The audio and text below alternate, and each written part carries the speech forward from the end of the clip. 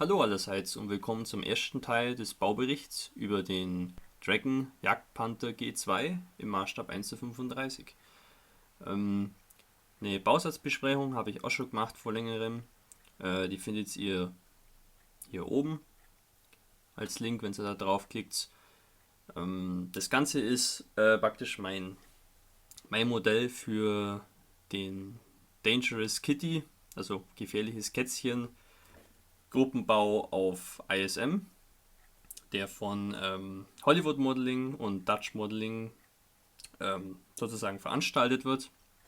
Und ja, dabei geht es eben darum, praktisch Modelle von dem Panther-Panzer zu bauen.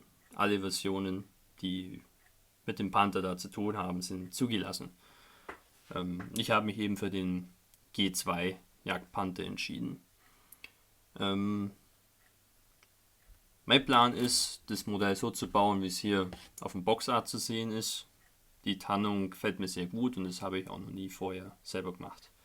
Bei dem Gruppenbau bauen auch noch ein oder zwei andere genau denselben Bausatz. Die sind schon weiter wie ich, das soll mich aber nicht stören. Ich baue den einfach mal jetzt drauf los.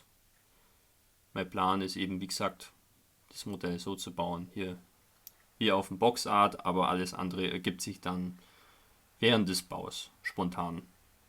Also gut, legen wir gleich mal los.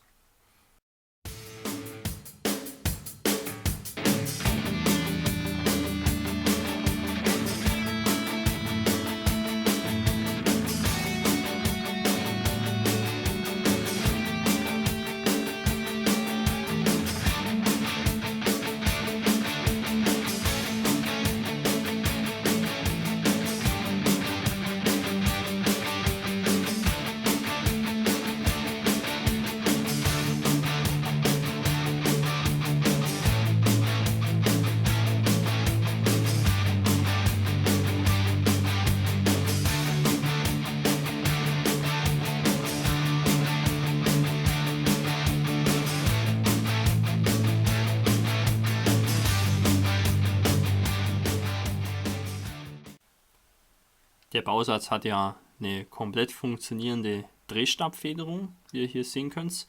Das bedeutet, ja, diese Plastikstange ist nur hier hinten eingeklebt und durch das in sich Verdrehen kommt hier eben diese Federwirkung zustande. Hier unten an der Wanne, ich weiß nicht, ob ihr das sehen könnt, sind so kleine Bremsklötze angegossen, die eben den Arm hier einbremsen. Und wenn man da eine komplett bewegliche Federung haben will, muss man das einfach nur abkratzen. Dann kann der Arm komplett federn. Und man könnte jetzt zum Beispiel, wenn man ein Diorama baut, das Fahrwerk sehr leicht einer unebenen Oberfläche anpassen. Aber das ist jetzt was ich nicht tun werde. Ich habe das jetzt eigentlich vor, nur als Standmodell zu bauen, ohne Diorama oder so. Aber wie gesagt, hier der Hinweis, wenn man das machen will, einfach nur hier unten diesen Klotz abschneiden und dann kann man das frei beweglich machen.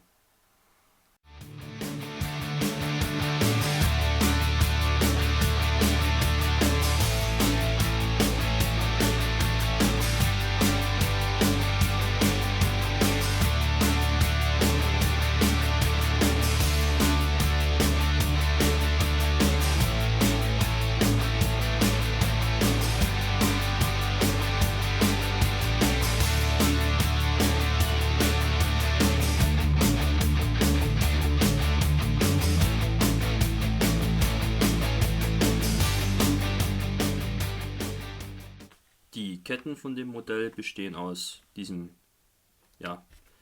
sandfarbenen DS-Plastik und die kann man mit dem normalen Plastikkleber verkleben.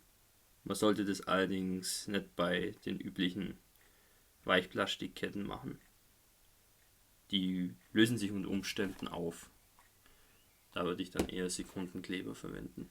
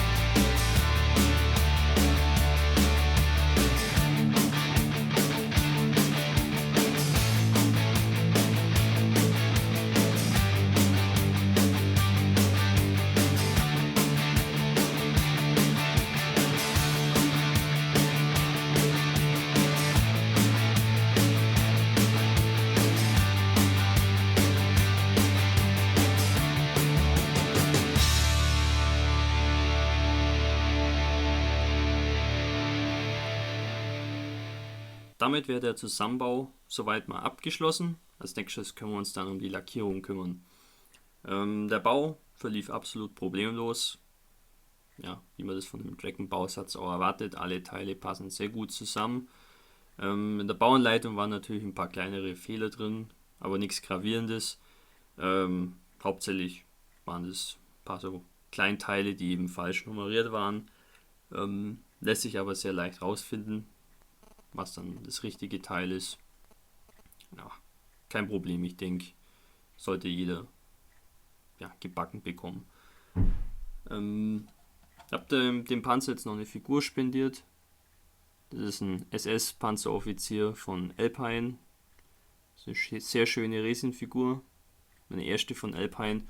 Ich habe da ein bisschen Chirurgie betrieben an dem Arm hier. Der war ein bisschen zu hoch, damit er hier da schön aufliegt. Habe ich das ein bisschen verbogen, beziehungsweise auch abgebrochen und dann ein bisschen Mr. Surfacer die Lücke zulaufen lassen. Wie ich die Figur bemale, werde ich aber nicht im Detail zeigen. Da gibt es schon andere Tutorials dafür. Hier hinten finden wir ein paar Fotonetzteile. Die sehen natürlich sehr schön aus. Bloß diese Bögen hier waren sehr nervig zum Installieren.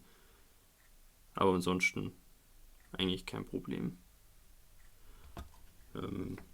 Hier den Wagenheber, den habe ich noch extra gelassen, weil der hier hinten mich, glaube ich, ein bisschen behindert, wenn ich die Tannenlackierung auftrage.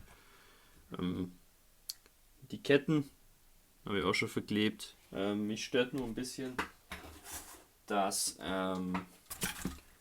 das Antriebsrad da nicht so schön eingreift. Wenn ich das jetzt hier so rumlege, seht ihr, da ist so eine Lücke. Gefällt mir jetzt nicht so gut. Da muss ich mir noch was überlegen.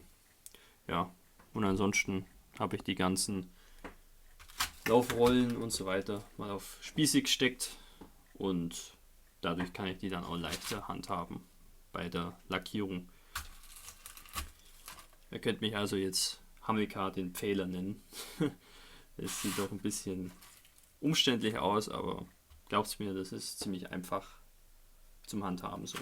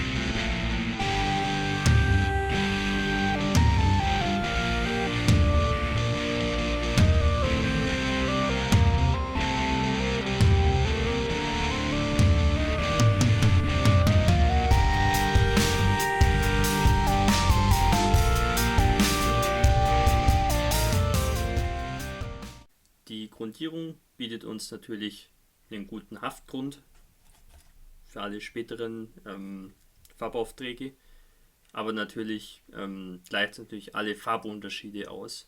Vorher zum Beispiel war das hellgraues Plastik, aber eben auch blanke Metallteile aus Messing und so weiter.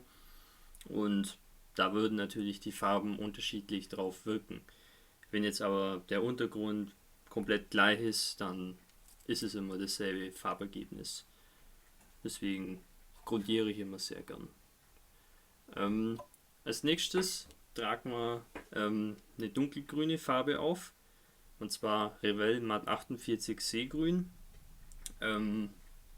Kurz vor Kriegsende wurden deutsche Fahrzeuge nicht mehr sandgelb grundiert, sondern eben dunkelgrün.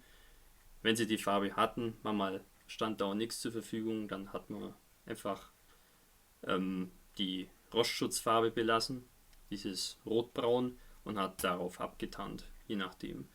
Aber bei dem Fahrzeug möchte ich eine dunkelgrüne Grundierung machen.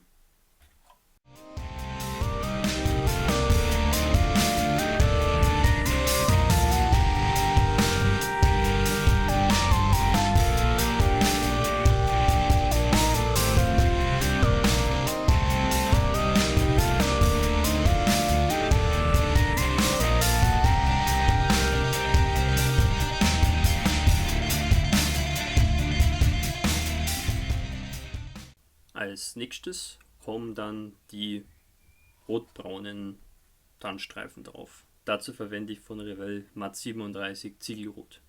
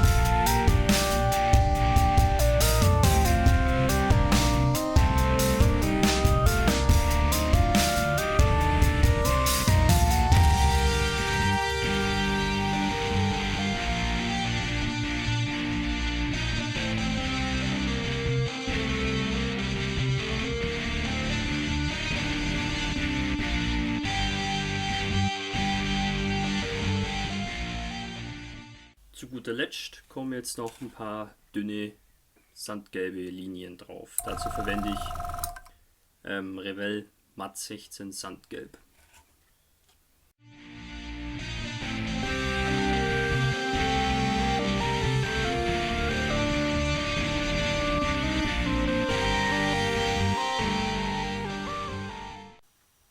Hier dann die fertige Tannenlackierung.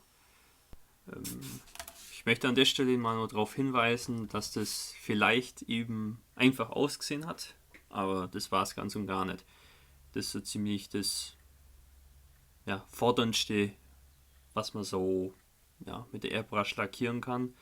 Das ist ziemlich schwierig und braucht man ziemlich viel Übung dafür und auch eine relativ gute Airbrush. Ich habe jetzt da ein ziemliches Schrottteil, was man in jedem Baumarkt kaufen kann.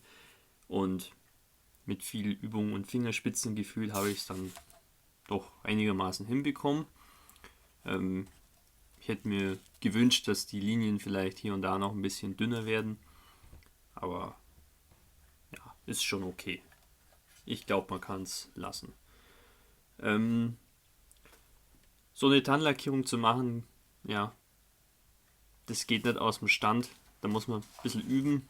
Also empfehle ich euch, das vorher an einem Schrottmodell oder auf irgendeiner Testoberfläche, auf einem Blatt Papier oder was auch immer, das auszuprobieren, bevor man das dann am eigentlichen Modell macht. Man kann da ziemlich viel falsch machen, es gibt Sprenkler und so weiter und da muss man viel ausbessern. Und nichts anderes habe ich hier auch gemacht.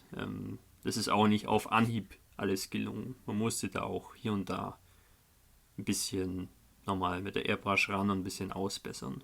Aber das habe ich natürlich nicht gezeigt. Deswegen sah das jetzt so einfach aus. Und ich möchte jetzt auch keinen dazu verleiten, anzunehmen, das wäre ein Kinderspiel. Also mit entsprechender Übung und Vorbereitung kann man das problemlos machen. Aus dem Stand würde ich jetzt nicht jedem empfehlen. So viel mal für den ersten Teil dieses Bauberichts. Im nächsten Teil machen wir dann weiter mit der Detailbemalung, Abziehbilder und der Alterung. Ich hoffe, euch hat es soweit gefallen und man sieht sich im nächsten Video. Euer Hamilcar Barkas.